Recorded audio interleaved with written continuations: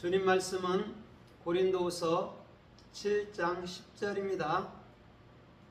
찾으셨으면 우리 함께 상고하겠습니다. 시작. 하나님의 뜻대로 하는 근심은 회개를 이루어 다시 돌이킬 수 없는 구원에 이르게 하거니와 세상의 근심은 사망을 이루느니라. 아멘.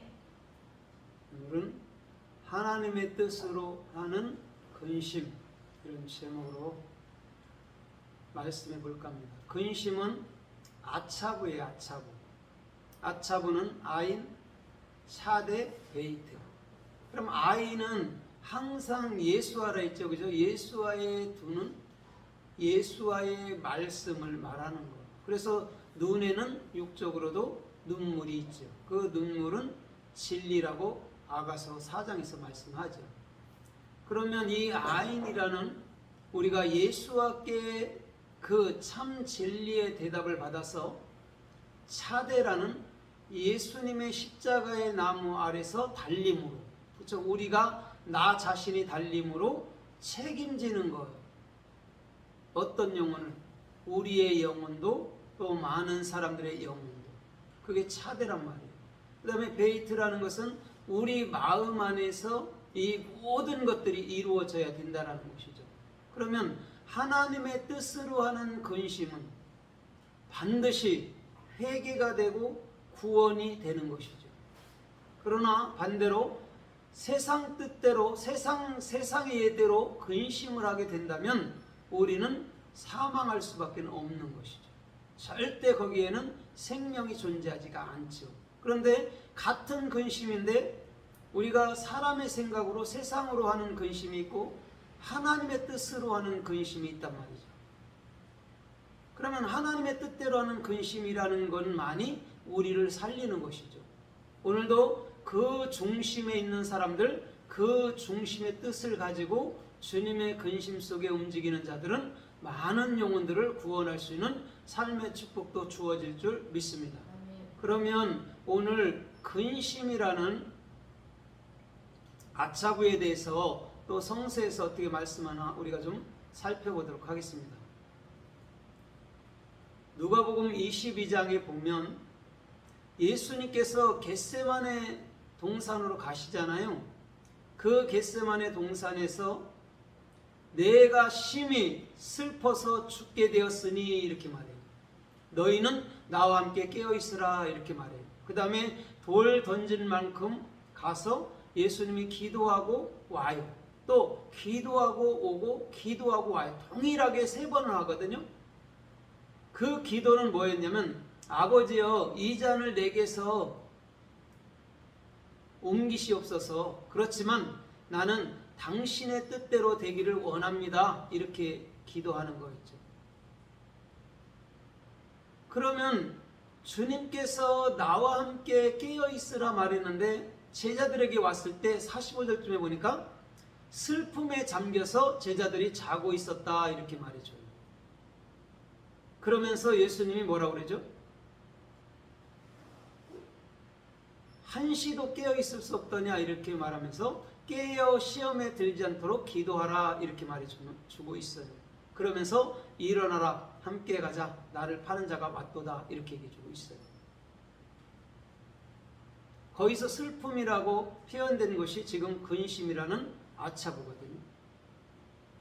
그럼 주님이 하는 근심은 아버지 뜻대로 하는 거잖아요. 그죠? 그런데 내 뜻대로 한다면, 내 사람의 생각 아니면 세상의 뜻대로 한다면 이 잔을 내게서 옮겨주십시오. 이거라고. 너무 고통이 올 때 이것을 내게서 옮겨주세요. 다 이렇게 기도하죠. 그러나 예수님은 나의 원대로 마옵시고 아버지의 뜻대로 되기를 원한다라고 정확히 말씀해 주는 것이죠. 그게 아차부예요. 그게 하나님 뜻대로 하는 근심이라는 것이죠. 주님이 똑같이 우리와 같이 겪었듯이 우리 또한 그 길을 겪어내게 만들어 버린다는 것이죠. 그러나 사람으로서는 이 모든 것을 할 수 없잖아요. 그렇죠? 그러나 주님께서 주님의 뜻으로 우리 안에서 완벽하게 이루어 놓겠다라는 말씀이 아차부라는 근심이라는 것이죠. 요한복음 16장 20절에 보면 이렇게 말씀해요. 너희는 세상에서 애통할 것이나 세상은 기뻐하리라 이렇게 말해줘요. 그러나 나는 너희의 근심을 기쁨으로 바꿔주리라 이렇게 말한단 말이에요. 세상은요 자기들의 뜻대로 자기들의 야망대로 살기 때문에 안 되면 불평하지만 되면 막 기뻐하죠. 그죠? 그러나 그리스도인들은 되나 안 되나 우리는 항상 어떻게 하죠? 주님의 뜻으로 가는 것이죠. 그랬을 때 우리의 그 근심이라는 것을 반드시 기쁨으로 우리 주님은 바꿔놓겠다라고 말씀해 주는 것이죠. 그러면 이렇잖아요. 우리가 어떤 훈련을 받지 아니하고 우리가 성장할 수는 없다라고 말씀해 주는 거예요. 사람들은 다 훈련은 싫어하고 그냥 그 열매나 성장이나 명예나 권세나 부나 꿈꾸잖아요. 그런데 연단이 없는 그 슬픔이라는 이 근심이라는 이 고난이라는 아차부가 없이는 우리는 절대 성장할 수도 없고 열매 맺을 수도 없다라고 주님은 말씀하는 거예요. 그렇기 때문에 주님께서 우리들에게 근심을 주는 거예요. 요한복음 16장 더 나가서 21절에 보면 이렇게 말씀해요. 어떤 여인이 해산할 쯤 되면 그 근심으로 인해서 마음이 좋지는 않대요. 그러나 아기를 낳고 난 이후에는 그 근심이 완벽하게 뭐가 되죠? 기쁨, 즐거움이 되는 거죠. 사라져 버리는 것이죠. 그러면 아이라는 게 내 안에 잉태하게 되면 반드시 내 안에서는 싸움이 일어납니다. 그렇죠? 그리스도가 내 안에 들어왔기 때문에 사람 생각과 충돌을 한다는 것이죠. 그래서 임신하면 여인들도 자꾸 아기가 먹고 싶은 것이 막 땡기는 거예요. 아기를 키워야 되니까. 변덕도 부리잖아요. 이거 먹고 싶다 했다 또 저거 먹고 싶다. 사오면 또 다른 거 먹고 싶다. 이렇게 간단 말이에요.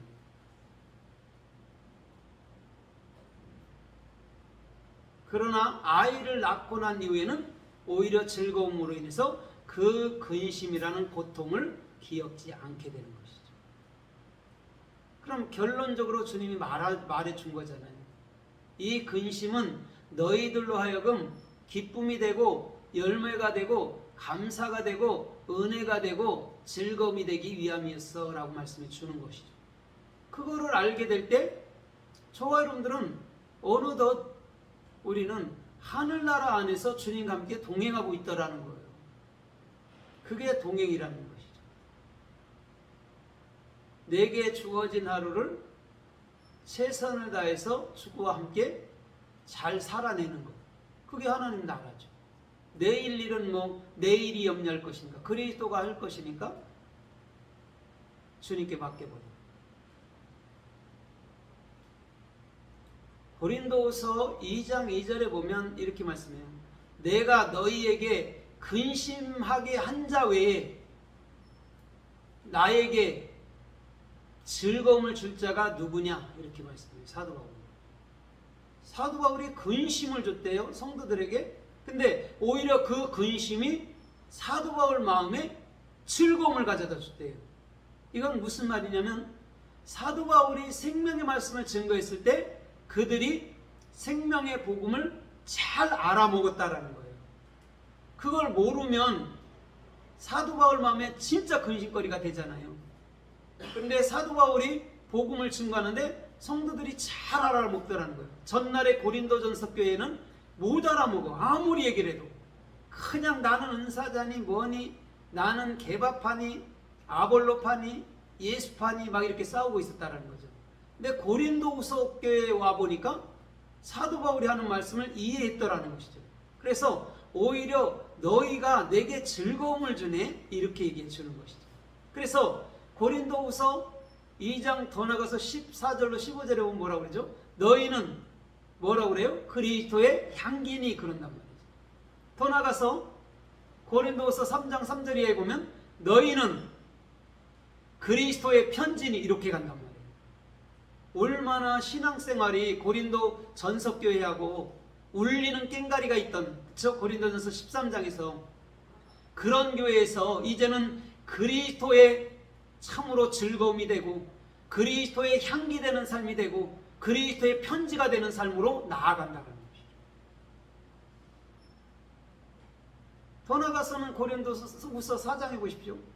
보이는 건 잠깐이고 보이지 않는 건 영원하다까지도 깊은 단계까지도 알아차리는 것이죠. 그것이 지금 아차부라는 주님께서 우리들에게 주시는 근심이었다는 거죠.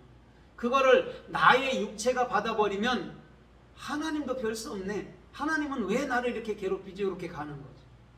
그런데 그것이 내게 대해서 열매가 되고 그게 내게 대해서 축복이 되고 그게 내게 대해서 근심이 되고 그게 내게 기쁨이 되고 그게 내게 대해서 즐거움이 된다면 우리는 어떠한 삶에 있어서도 우리는 감사로 그 모든 것들을 이겨낼 수 있다는 것이죠.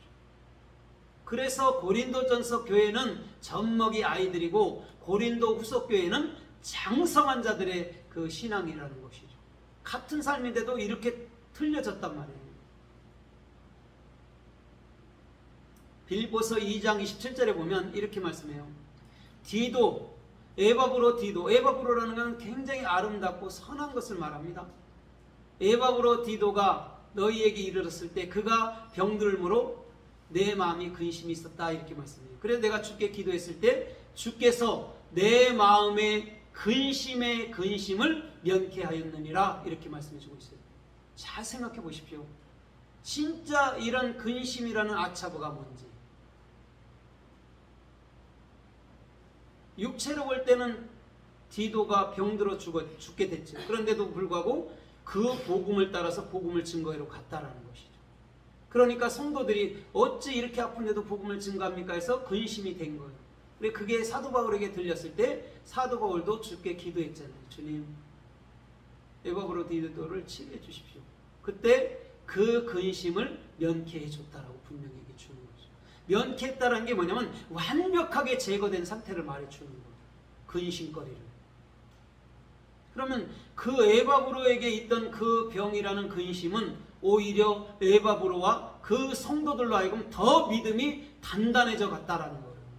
그걸로 엎어지거나 넘어지지 않았다라는 거죠. 더 단단했다라는 것이죠. 주님은 그걸 원했던 거예요. 그래서 빌립보서 4장 1절로 2절에도 보십시오. 나의 기쁨이고 나의 면류관은 사랑하는 형제들아 이렇게 얘기해 주잖아요. 형제들, 성도들을 가르쳐 말할 때 나의 기쁨이고 면류관이라고 얘기해 주는 거죠. 잘 생각해 보십시오. 아, 성도들이 면류관이었구나. 그럼 성도들이 왜 면류관이죠? 그들이 진리들이 됐으니까.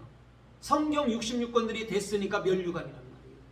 그래서 왕들은 항상 고대 때에도 면류관을 쓴 거예요. 금면류관 같은 거. 금으로 돼가지고. 그러면 지금 성경에서 말하는 금면류관이라는 건 뭘까요? 성경 66권이란 말이에요. 생명의 말씀들. 그것이 면류관이란 말이에요. 그래서 요한계시록 2장 10절에도 죽도록 충성하면 뭐를 준대요? 생명의 면류관. 거기서 충성이란 말이 피스토스예요. 믿음이에요. 더 쉽게 말하면 그리스도의 믿음으로 산 자. 그게 생명의 면류관이라는 것이죠. 오늘 저와 여러분들도 마찬가지예요. 이 아차부가 우리가 육으로 볼 때는 근심거리가 되고 아픔거리가 되지만 영으로 보면 오히려 이것이 내게는 축복의 삶으로 바꾸는 그런 참으로 말씀들이었다라는 것이죠. 우리 주님은요 그것을 말씀하고 있는 것이죠. 그래서 베드로전서 2장 19절 이하에서도 보면 이렇게 말씀해요. 너희가 나의 고난을 애매하게 받아도 애매하게 그 참으로 고난이라는 근심을 받는다면 너희들에게는 오히려 기쁨이 될 터이지만 만약에 너희가 잘못해서 그 참으로 근심, 고난을 받는다면 하나님께 어떤 것도 영광이 되지 못하느니라 이렇게 얘기해 주고 있어요. 그럼 애매하게 받는다는 게 뭐죠? 까닭 없이라고 얘기해 주는 거예요. 내가 아무 잘못도 없이 그런 근심이라는 그 고난이 내게 왔다라는 것이죠. 그러나 오히려 그것이 주님께도 또 많은 영혼들에게도 기쁨이 되지만 내가 잘못해놓고 매를 맞는다면 그건 하나님께 절대 영광이 되지 않는다는 거죠. 더 쉽게 얘기하면 이런 거예요. 내가 율법은 알아. 그러나 율법에서 내가 최선을 다하고 목숨을 내어준다 해도 그건 하나님께 하나도 영광이 되지 않는다는 말이에요. 내 목숨을 심지어 참으로 민족주의자들처럼 내 목숨을 심지어 버린다 해도 그건 절대 하나님께 영광이 되는 삶은 아니라는 거예요. 오늘 복음을 정확히 알고 난 이후에 아차부라는 말 정확히 내 안에 예수와의 그 대답을 받아서 오늘도 십자가에서 책임진 그 마음이 된 상태라면 우리 주님께서는 모든 것들이 기쁨으로 즐거움으로 바뀔 수 있는 삶의 축복들이 주님께로부터 임하여 올 줄 믿습니다. 창세기 3장 16절 이하에 보면 이러므로 여인은 고통하며 아이를 낳을 것이요 이렇게 얘기하죠. 그러나 남자는 여자를 다스릴지니라 이렇게 얘기해 주는 거예요. 왜 고통하며 아이를 낳는다 말할까요? 왜 아차부를 썼을까요? 고통이라는 건 내가 죽음이 없이는 아이가 탄생이 안 돼요. 예수가 죽음이 없이는 절대 그리스도가 될 수 없어요. 내 생각이 죽지 않으면 우리가 진짜 그리스도인이 될 수가 없다라는 거예요. 그래서 여인은 반드시 고통의 수고를 가질 때 아이를 낳게 되는 거예요. 그래 별 보이면 아이가 나온다라고 얘기해요. 세상 사람들. 그때에 나도 십자가에 죽는 것이구나. 예수도 십자가에 죽는 것이구나. 그 다음에 그리스도로 내가 부활하는 것인가를 알게 돼야 되는 것이죠. 창세기 5장 29절 이하에 보면 주께서 이 땅을 저주하신 거로 이렇게 얘기해요. 그러나 너희 손에 행하는 모든 수고에, 여기서 수고가 아차부입니다. 근심입니다. 그곳에 노아가 위로가 된지라 이렇게 했어요. 노아가 누구죠? 노아가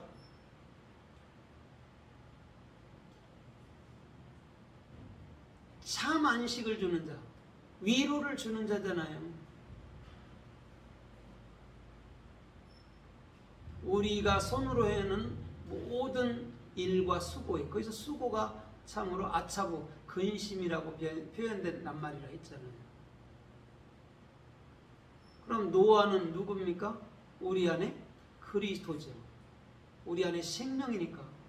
생명이 규정됨을 노아라고 얘기해요. 자음에서는. 그리스도의 생명이 내 안에 예수와 그리스도로 규정된 상태를 노아라고 얘기합니다. 그게 위로가 되는 것이죠. 그때 당시 베드로전서 3장 19절로 21절에 보면 노아가 성령에 있다 해서 복음을 증거할 때 사람들이 듣지 않았다 말했어요. 그러나 듣는 자들이 있으니 노아와 일곱 식구 외에는 이렇게 얘기해 주는 것이죠. 어떤 사람은 복음이 들려지는 자가 있어요. 근데 어떤 사람들은 복음이 들려지지 않아요. 그러나 그때 당시에도 모든 것이 멸절될 때에도 노아와 그의 식구들 또한 우리가 참 진리를 안 그 사람들은 능히 위로와 안식과 영원한 삶의 축복이 주어지는 것인 줄 믿습니다. 그러면 노아가 죽음을 경험하지 않았을까? 노아도 똑같이 죽음을 경험했죠. 그러나 노아는 살아있는 채로 죽음을 경험한 거예요. 그 자가 얼마나 기쁘고 감사한 일입니까? 그래서 요한복음 11장 24절에도 뭐라고 그래요? 나는 부활이요 생명이니 이렇게 말해요. 나를 믿는 자는 죽어도 살겠고 죽어서 살겠고 이런 말이고요. 살아서 믿는 자들은 영원히 죽지 아니하리라 이런 말이에요. 어떤 사람들은 꼭 죽어서 부활해야 되는 걸 알아야 되는 거고 어떤 사람들은 살아서도 부활의 생명 안에서 걷는 자들이 있어요. 왜? 내 생각, 내 자아, 내 옛 육체는 십자가에서 죽은 거라는 것을 정확히 하게 됐으면 살아서 우리는 부활체 안에 속해서 주님과 함께 영원한 삶을 사는 것인 줄 믿습니다. 주님은요 그것을 말해주는 거예요. 많은 사람들이 그러잖아요. 죽어봐야 천국이 있는지 지옥이 있는지 알지 이렇게 말하잖아요. 그러니까 그게 믿음이 없는 거예요. 진짜 믿음 있는 사람들은 나는 지금도 부활체의 영 안에서 천국을 산다 이렇게 말해줘야 되는 것이죠. 신앙생활이 보십시오. 그거와 그거와는 천지 차이라고. 율법주의자들은 죽어야 천국 가는지 지옥 가는지 알죠. 그건 율법주의자란 말이에요. 그 사람들은 살아봐도 하나 기쁨이 없는 거예요. 그러나 복음을 정확히 안 사람들은 천국을 사니까 오늘도 기쁘고 내일도 기쁘고 우리는 영원토록 기쁠 것입니다. 이렇게 고백을 해줘야 되는 것이죠. 여러분들 우리가 행복하지 않은데 무슨 복음을 증거해요? 우리가 행복해야 복음을 증거하죠. 그래야 많은 사람들이 그 복음을 듣고 그 복음 안으로 돌아와서 행복감을 가질 거 아닙니까? 주님은 그것을 참으로 말씀하고 있는 거예요. 창세기서 6장 6절에 보면 주님께서 땅에 사람 지은 것을 슬퍼하시고 근심하시고 한탄했다라고 얘기했죠. 그래서 그들을 동물로부터 사람까지 다 호르기 시키는 것은 내가 멸절하리라 이렇게 말씀하고 있는 겁니다. 거기서 근심하시고 슬퍼하셨다라고 얘기했죠. 아차부를 쓰시죠. 왜 인생들을 포로기 시키는 인생들을 다 죽일까요? 왜 그 홍수로 다 멸절할까요? 참 그리스도로 영원한 부활체의 삶을 살기 위해서 살게 하도록 우리 주님이 그 일을 하셨던 거란 말이죠. 그래서 그 홍수는 뭐죠? 한마물은 타벨이에요. 세례. 물에 잠겨버린 거예요.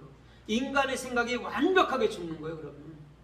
그러면 이제는 그리스도라는 영원한 부활체의 몸에서 사는 그런 축복을 주시기 위해서 노아의 홍수를 주신 거라는 거죠. 그게 세례니까.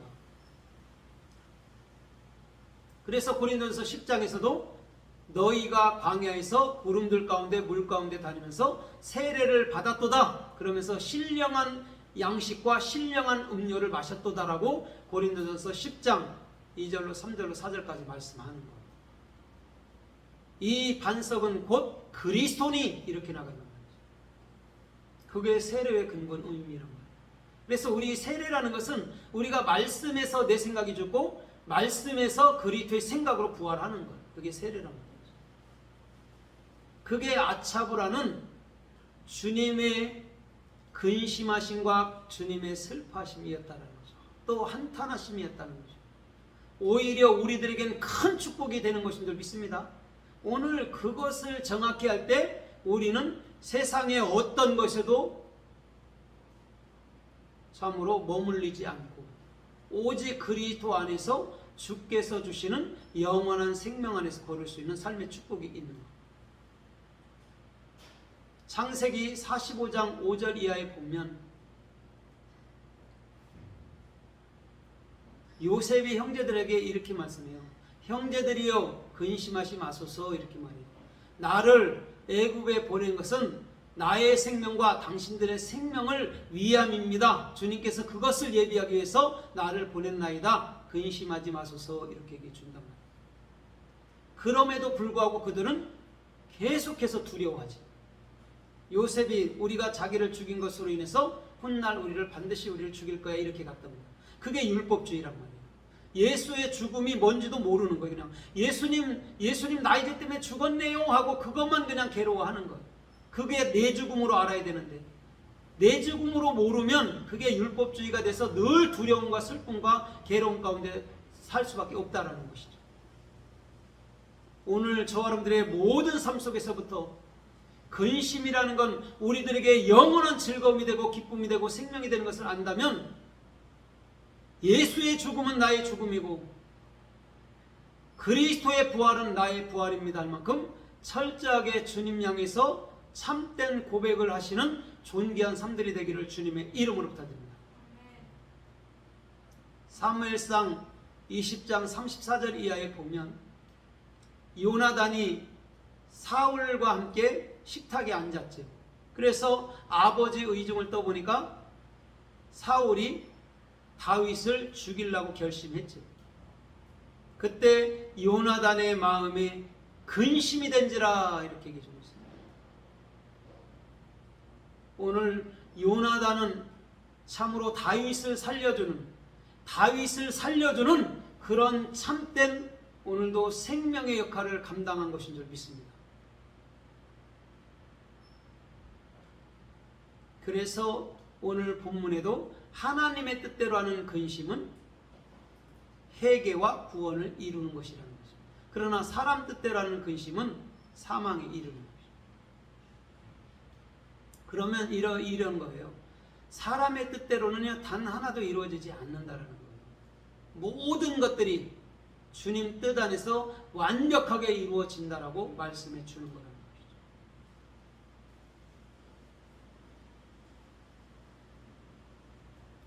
사무엘하 19장 2절 이하에 보면 압살롬은 내 아버지는 평강이다라는 의미입니다. 압살롬이 죽었어요. 왕위를 찬탈하려다 죽었어요. 원래는 다윗이 죽이지 못하겠습니다. 그런데 신하들이 죽였죠. 요압과 그의 장로 신하들이.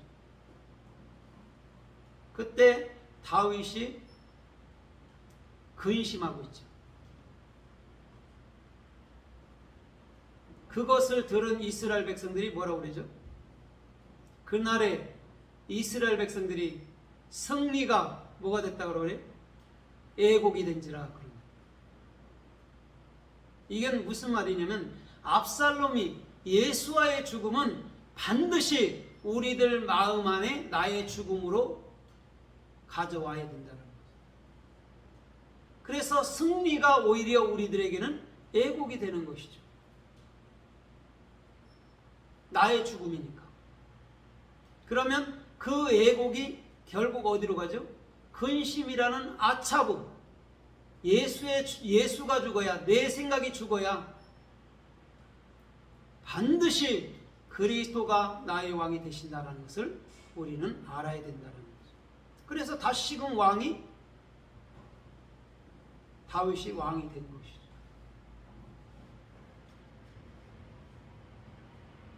오늘 저와 여러분들도 마찬가지예요. 아차브라는 근심의 의미를 정확히 안 자들은 어떠한 시험과 연단이 와도 그것에 머물지 않아요. 오히려 감사하고 주님 향해서 깨어있는 마음으로, 단순한 마음으로 주님을 신뢰할 때 주께서 모든 것들을 이루는 아름다운 삶의 축복이 주님께로부터 임하여 올 줄 믿습니다. 욥기서 10장 8절 이하에 보면 욥이 이렇게 고백을 해요. 주님, 나를 만드셨습니다. 그러나 지금은 나를 멸하려 하시나이까? 이렇게. 거기서 만드시다가 아차구예요. 근심이에요. 주께서 나를 만들었대요. 그런데 지금 욥이 뭔 생각을 하고 있냐면 나를 만들어 놓고 나를 이렇게 불러놓고 이렇게 고난 줘서 나를 죽이려고요? 이렇게 말해요. 그것이 율법주의인 것이죠. 오히려 그 욥은 뭐라고 고백해야 되죠? 주님, 나를 만드셨기 때문에 주께서 책임지려고 이러한 근심을 내게 주셨네요. 이렇게 가야 되는 것이죠. 근데 욥이 율법에 속해 있으니까 나 만들어 놓고 나 죽이려고요? 이러는 것이죠. 병 주고 약 줍니까? 이런 말이죠. 그건 율법주의예요.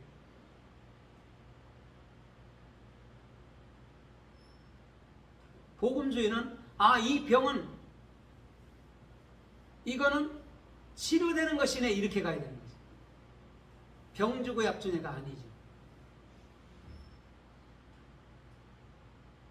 그것을 알게 될 때 우리는 어떤 것에도 우리는 어떠한 단어에도 어떠한 슬픔에도 어떠한 고난에도 빠져 살지는 않는 것이죠. 거기서 벗어나야 되잖아요. 그래야 우리가 진짜 복음을 한 복음주의라고도 말할 수 있는 거죠. 그렇지 않으면 내가 복음하지만 나도 어느 순간 율법에 속해서 율법을 행하는 자가 되는 것이죠. 남을 판단하고 정죄하고 그렇게 되는 거예요. 그러나 복음 안에 있으면 오히려 남 판단하고 정죄하는 것보다는 그들을 오히려 바른 원위치로 살려내는 그런 역할, 그런 일들을 감당한다라는 것이죠.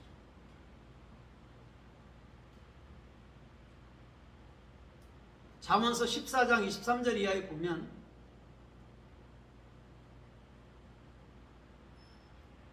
너희들의 모든 수고는 기쁨이 되어도 일과 수고에는 기쁨이 되어도 입술에서 나오는 말은 어떻게 한다고요? 하나 열매가 없느니라. 그러니까 입술에서 나온 말이 뭐가 됐을 때 열매가 없죠? 네, 비진리 율법, 하나님의 복음을 가지고 율법으로 해석해내면 아무 유익이 없대. 사람의 수고, 일에는 참으로 유익이 있지만 그거에는 유익이 없대요. 그러면 이거잖아요. 우리가 입 달렸다고 뭐 말하는 거가 아니잖아요. 정확한 뜻과 목적을 가지고 말을 해야 되는 거예요. 그게 있을 때 유익하게 되는 것이고, 뜻과 목적도 없이 하는 말은 절대적으로 유익이 되지 않아요. 주님은 그러나 저와 여러분들이 모든 일에, 모든 삶 속에 유익이 되기를 원하는 줄 믿습니다. 이제는 말씀을 맺을 겁니다. 히브리서 12장 11절 이하에 보면 당시에는